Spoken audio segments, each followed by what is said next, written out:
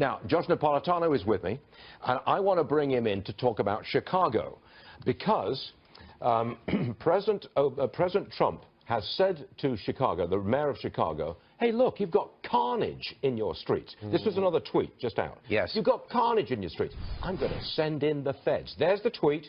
If Chicago doesn't fix the horrible carnage going on, 228 shootings, 42 killings, up 24%, I will send in the feds. That's the expression that got to me.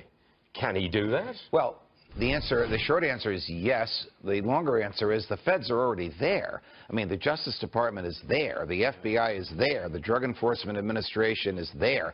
The Bureau of Alcohol, Tobacco, Firearms, and Explosives, they keep changing their name, is there. Can he beef up them? Absolutely. Can he get more money into their budgets? Yes. Can he order more prosecutions for criminal behavior that is also a federal crime as well as a state crime to bring more stability to law enforcement, to sort of Bigfoot the Chicago police by taking cases away from them, which they'll be happy to get rid of? The answer is yes, he can do all that. Can he send troops into the streets? No, he can't do that unless he could show there was a rebellion or an invasion going on. That's what the left is saying. Yes. They saw this tweet and they said, oh, martial law, here it comes. No. That's nonsense. No.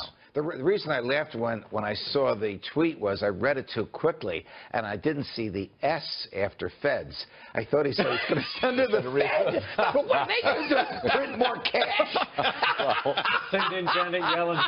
Wait a second. So he's quite correct to do this. There's also another specter here that most folks don't know about. There is a 60,000-person federal police department called the Department of Homeland Security. Because Chicago has an international port, it qualifies for DHS police. He could send them in as well. That would be very awkward because they often don't work in tandem with the locals. They have their own area, a little pocket of federal land that they patrol in the middle of a city. There are such pockets here. Let's get right at it. Chicago is a sanctuary city. Yes. President Trump says he's signing this executive order. He's going to identify criminal aliens. And he's told Chicago, I'm going to send in the feds. Does that mean he could send in some kind of federal authority to go after criminal aliens in a sanctuary city, arrest them, take them, put them in prison, get them out of here? Absolutely. Can he do that? Absolutely. All of that he can do? Yes. He does. And there's nothing Chicago can do about it. Correct. The sanctuary city component comes in where the federal government lacks the resources to enforce all of its laws as aggressively as it wants and relies upon a local police department partner. Local police, use our example here, New York City police enforcing federal law. Can the feds make them do that? No. Can the feds ask them to do that, and can they say yes if they want to? Yes. If the Chicago police say no, then they have to send more federal personnel to Chicago to enforce federal law. The Chicago police cannot keep that federal personnel out. What they can't do is conscript the Chicago police to make them work for the feds. My head is totally spinning. Here's the answer. Here's the question that I want, and I'm going to ask for another answer. You want another one-word answer? No. All right. You just gave me one. Chicago is a sanctuary city. President Trump says he's going to send in the feds because of the carnage there. Yes. He can send in some kind of federal authority or promote the federal authority that's already there to go after the criminal aliens, arrest them, deport them, and it doesn't give a hoot what Chicago's mayor says about it. In a short answer, yes. There you go. See, that's what everybody wants to hear. Yes. You know, the technicalities of whether it's the local police force and can they arrest this or that, they don't care. No, Donald but Trump doesn't care. yes, he does care. These are of profound importance because many of his predecessors have tried to force local police to work for the feds at the expense of the locals, and the federal courts have stopped them.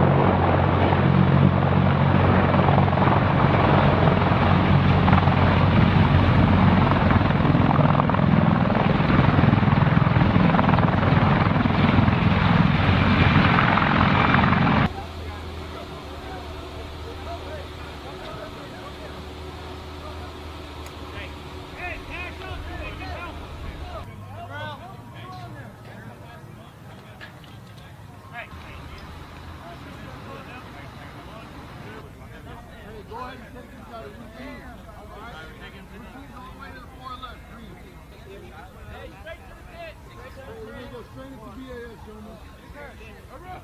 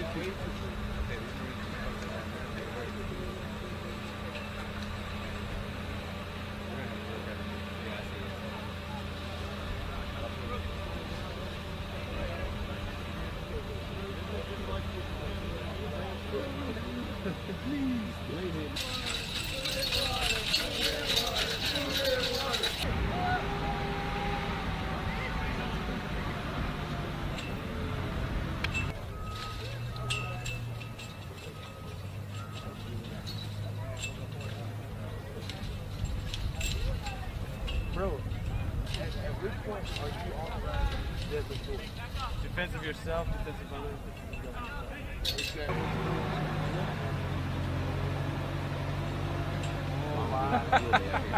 Running and willy nilly, get security.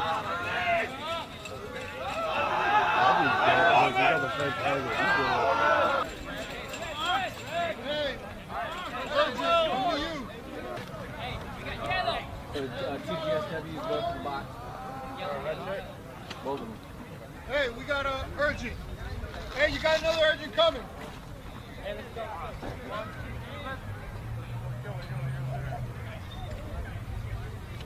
We're going to take care of you, all right, though? Three urgent. One priority, one routine. Hey, give me a letter, Barry.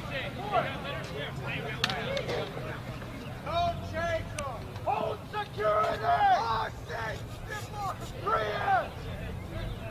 Hold security.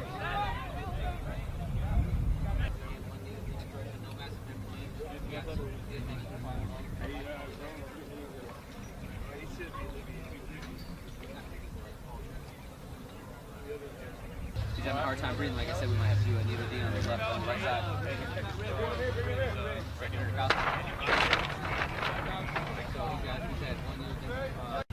So you already did your log roll, so you just got to do upper extremity, lower extremity. One right open. Check his right arm. 7 urgent. Gunshot wounds to the chest. Dorsal trauma.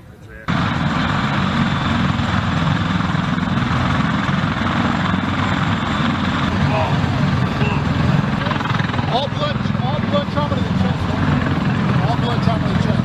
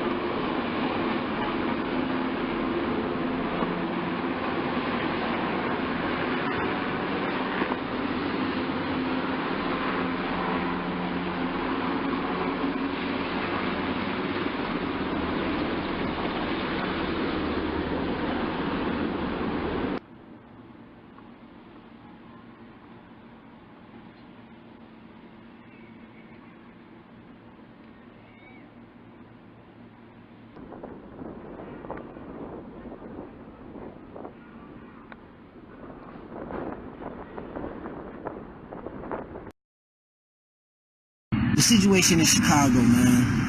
I'm from Chicago, born and raised there. I ran those streets in Chicago and changed my life. But I want to kind of make people aware of some things that you don't know, because you never really been out there, then you wouldn't know it.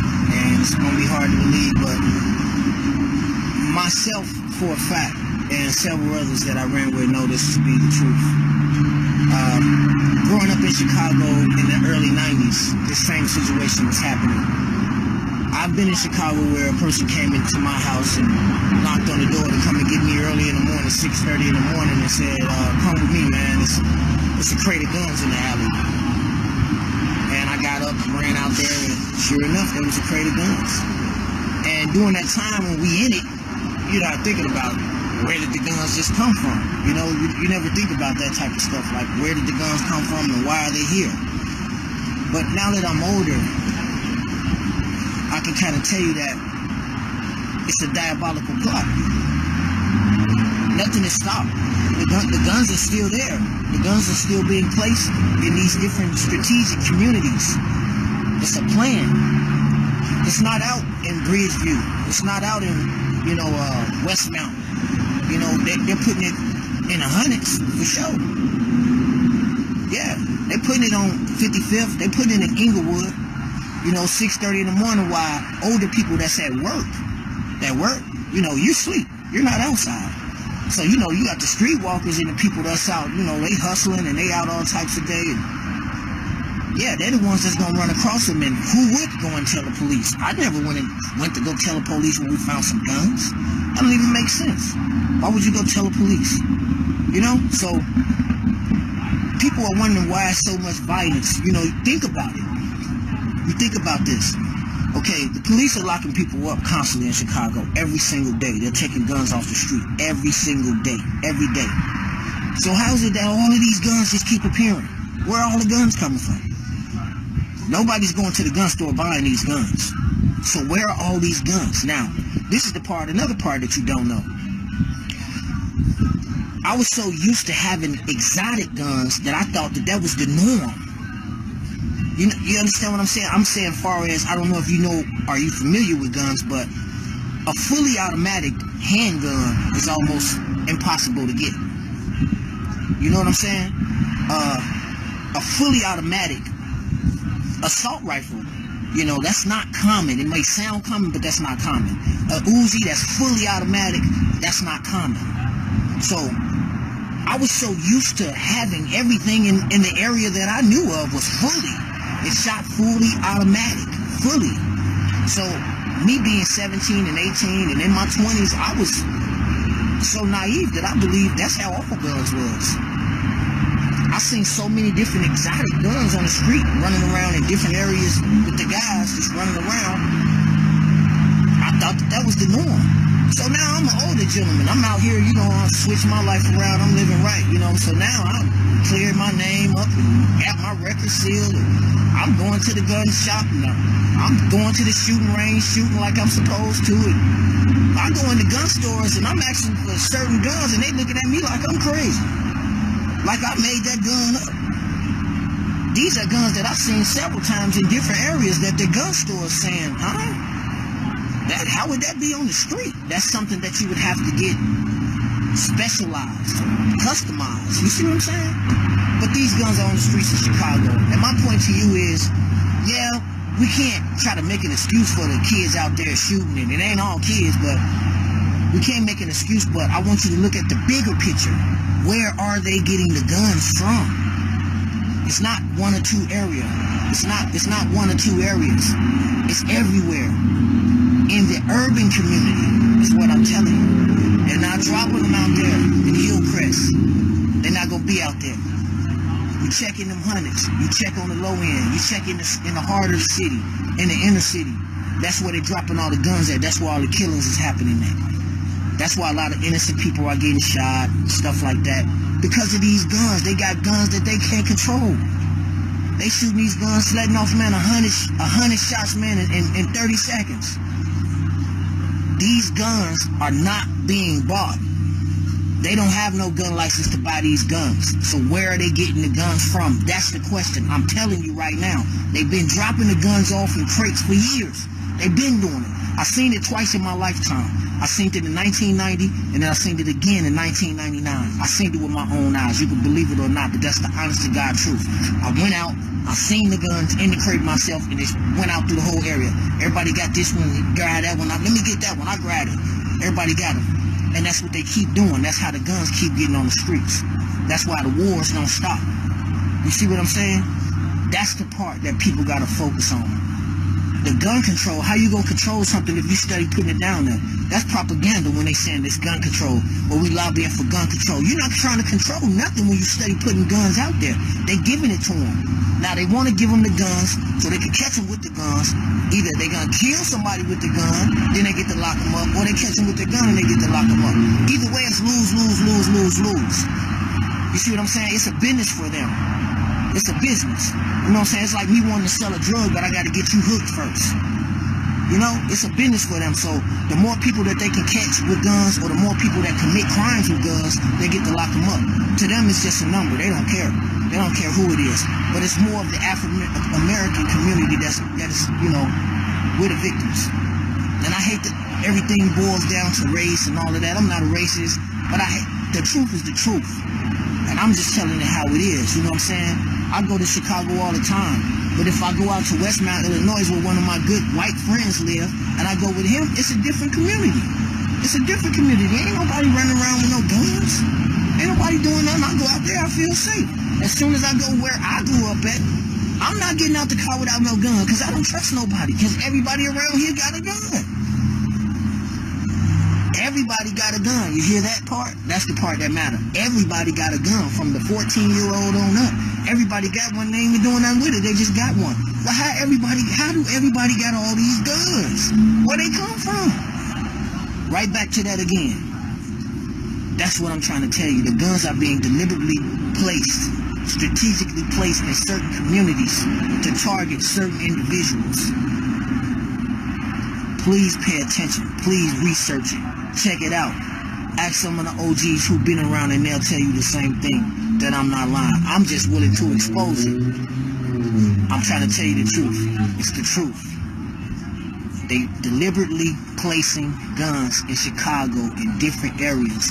That's why so much shooting. The kids, as a little boy, when you grow up, you want to be a cowboy. You want a gun in your hand. As soon as you get it, you're going to emulate what you're seeing that people in front of you doing. So as soon as you get your hand on that gun, you got an extension clip, an extended clip. Where all these extended clips come from? Where do you think they come from? Just think about it logically. Where do all these automatic weapons come from that's doing all this shooting? Where do they come from? But nobody can go. Chicago don't got no gun stores. Think about that. There is no gun store in the city limits of Chicago. So where are the guns coming from? How do you get bullets? How do you get bullets? Because they dropping off bullets with the guns. That's how. Where they get bullets from? Okay, if I got guns, say I got the guns, where am I going to get bullets if it's not a gun store in the city of Chicago? That's what I'm trying to show y'all, man. Think about it logically. They don't want us to stop and think, because then if we stop and think, then we're going to be on point. You understand what I'm saying? So, hopefully, this will wake somebody up. Maybe you'll snatch your son up, or your nephew, or your cousin, and you'll talk to him, and you'll let him know it's a bigger picture than running around with these gangs, and that stuff ain't gonna last nowhere, you know. I was there. I came up out of it. Everybody won't be so lucky. But today, I just want to drop one to grow on y'all, man, that there is a plot, and there is a plan, and it's strategically against our communities. So this is signing off from Las Vegas. The truth. This is not no maybe. I think he know what he talking about. I'm telling you the truth. They dropping guns off, man.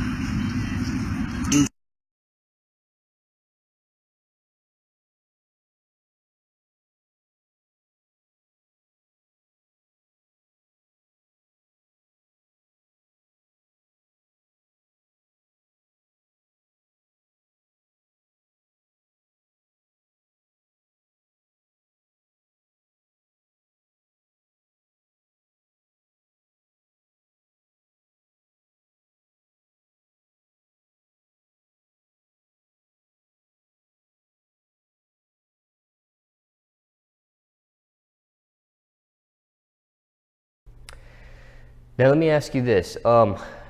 You mentioned the violence in Chicago. Yeah. What's it gonna take to change the violence?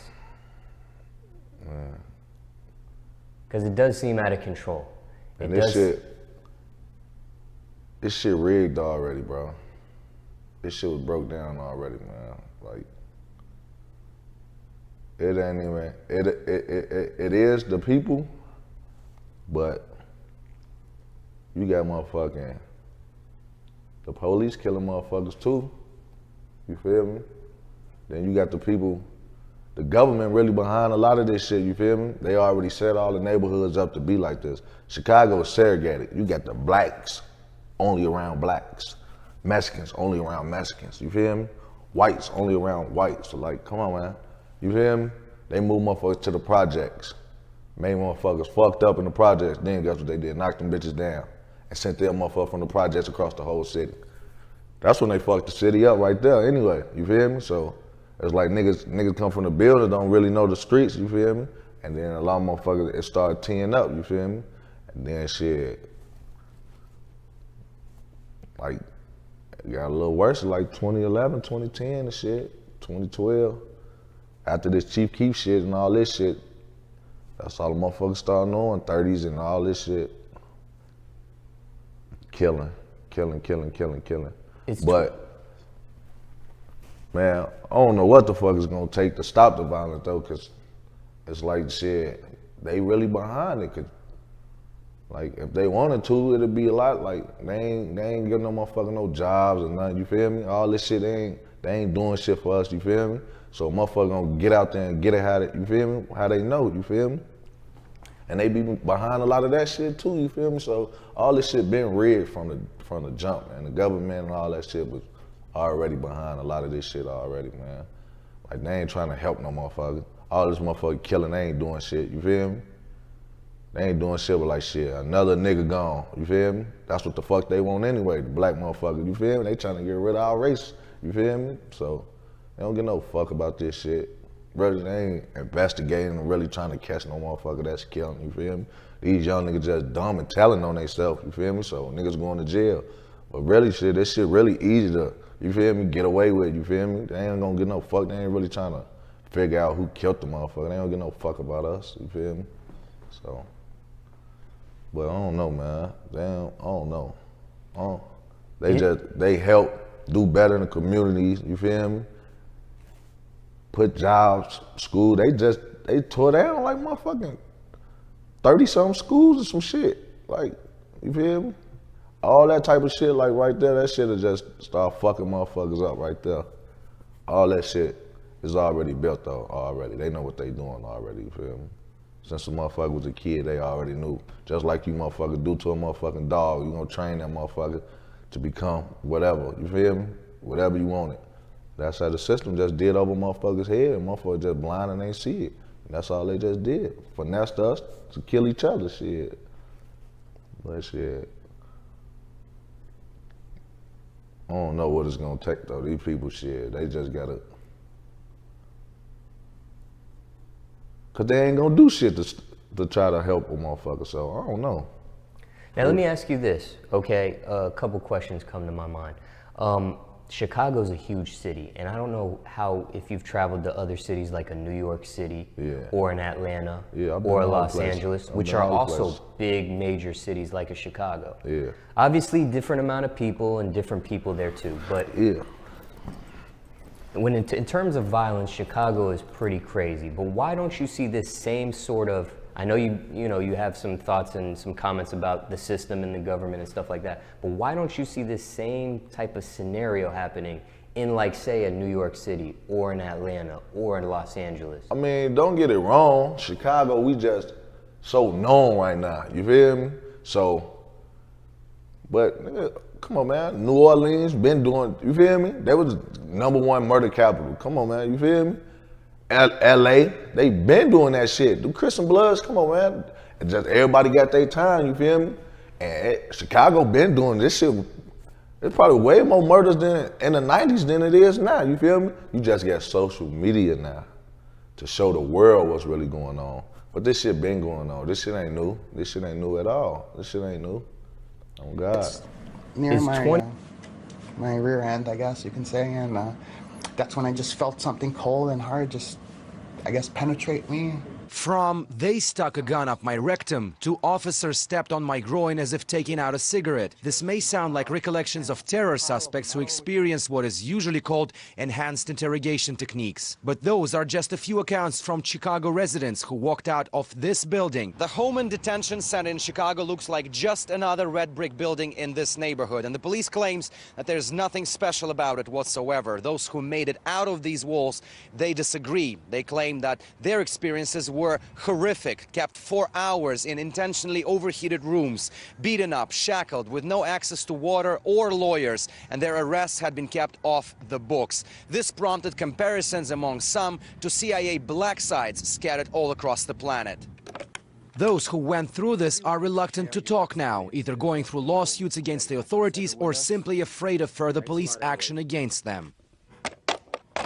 A violation of human rights and whatnot. We interviewed The Intercept journalist Juan Thompson, who uncovered the story of Corey Wright, busted 10 years ago in a drug raid to be later released with no charges, but still being forced to go through the Homan Square nightmare. He was kept in a hot room, zip-tied to a bench for hours, with no access to a telephone, no access to the bathroom, no access to water, no access to counsel. They tortured him by making him sit in a hot room for hours on a Chicago summer day. They were trying to get information out of him about other crimes to which, at least he claims, that he didn't know about. And the touchless torture that Corey Wright experienced in Chicago is also similar to some of the things that we've heard about Americans doing to people in Europe and in the Middle East. Lawyers representing those who suffered abuse at Homan Square bang the drum of constitutional violations. That's because not only those who are taken to the center are usually innocent or minor offenders, but because they are not even booked while kept there. You're taken off the grid. Nobody knows where you are, and nobody can find you. And with that kind of anonymity, you have free license. Once you're taken in there, nobody can get to you. Your lawyer can't get to you. Your family can't get to you. You're not on any database. If you call and say, is my son there? Is my son arrested? We don't know. Well, no, we don't have him in the booking. But why would the police force run something which can draw parallels with torture sites? Jason Epstein believes that's because they feel if they are the law, they can also be above it. They don't want the inconvenience of providing people their civil rights, because that interferes to them with their investigation. And to them, their investigation is more important. You're committing crimes and trying to combat crime. It's like, hey guys, you've lost sight of your goal here. You're trying to stop somebody from carrying a gun or having drugs, but you can't abuse the people in trying to do that. The Chicago police have staunchly denied any allegations the Homan Square could be a torture site. In a public statement, it said CPD abides by all laws, rules and guidelines pertaining to any interviews of suspects or witnesses at Homan Square or any other CPD facility. Well, if that was so, why would Corey Wright say something like this to Juan Thompson? His experience with the Chicago police and the horrible thing that they put him through made him not want to be black, because he just thought the police were harassing black people. You are questioning your ethnic identity and your very being and your person because of this horrible experience. After the Homan Square story became public, it spurned several protests by the facility's walls and repeated calls to have the facility shut down. This place is a torture chamber, still is.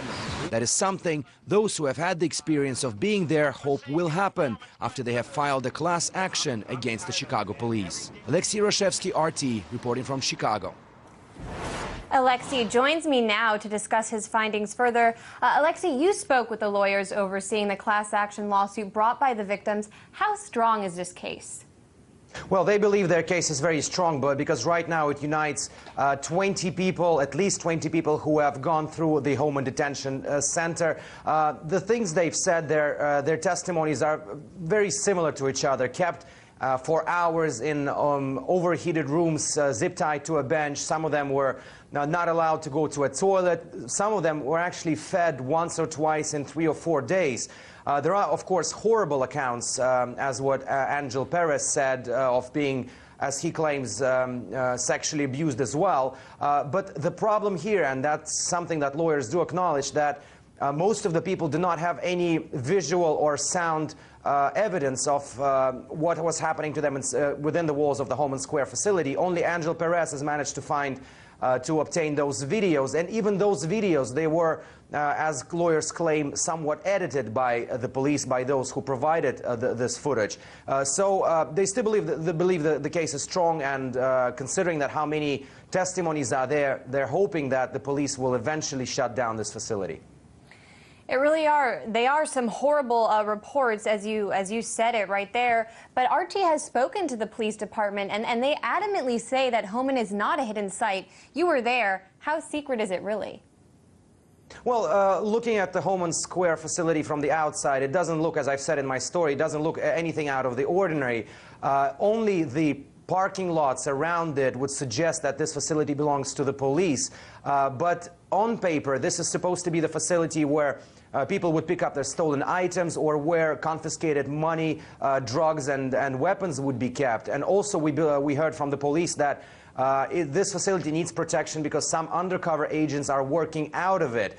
But then again, if we look at the video provided by Angel Perez, obtained by Angel Perez, we see that a person is being brought into a room called prisoner entrance, and the lawyers, they're insisting that this facility is not a detention facility and nobody should be kept inside there. So again, with the police staunchly denying any kind of accusations that this may be a black site of some sort, it's really hard to believe that, considering the evidence which is already available and which may be available once the lawyers bring their case to trial. RT correspondent Alexei Oreshevsky from our New York studio, thank you so much for your reporting. One Southside alderman was so concerned about rail yard gun heists, she threatened to hold a public hearing.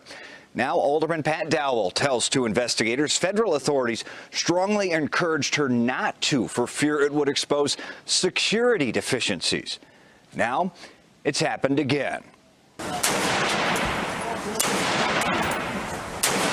A half dozen semi-automatic rifles like this, and 27 handguns like this. The lock was cut, the seal was broken, per the incident report, lifted from a rail car near 77th and Avalon. There's no city like Chicago where every major railroad comes together. Professor Joe Schwederman. You have dozens of interfaces. That means small yards spread around town, and that creates these vulnerabilities. Vulnerabilities exposed. In May 2014, 13 Smith & Wesson sports rifles were stolen from a freight car near 63rd and State. In April 2015, more than 100 firearms stolen. Per the federal complaint, local offenders with aliases like Chuck, Adolf, and Rat netted 22s, 44s, and shotguns. Within weeks of the heist, a number of the firearms popped up in, quote, unrelated incidents throughout the city of Chicago. The perpetrator has a real incentive to get rid of the merchandise as quickly as possible, since it's traceable. And that means these guns end up, cash is paid, they're in the neighborhoods. Of particular concern, the potent AR-15s. And one more issue, the most recent incident happened on September 18th. It was reported to Chicago police on the 29th, a full 11 days later, for unknown reasons. All in all, says the professor, it's a recipe for trouble. The rail company, Norfolk Southern, confirms they're investigating a theft from a rail container, and the, quote, security of our trains and infrastructure is a top priority. The Bureau of Alcohol, Tobacco, and Firearms, the ATF, says investigations are ongoing, but they've had success in recovering some of the guns and arresting some of those responsible. Brett Edwards, two investigators. Thank you, Brett.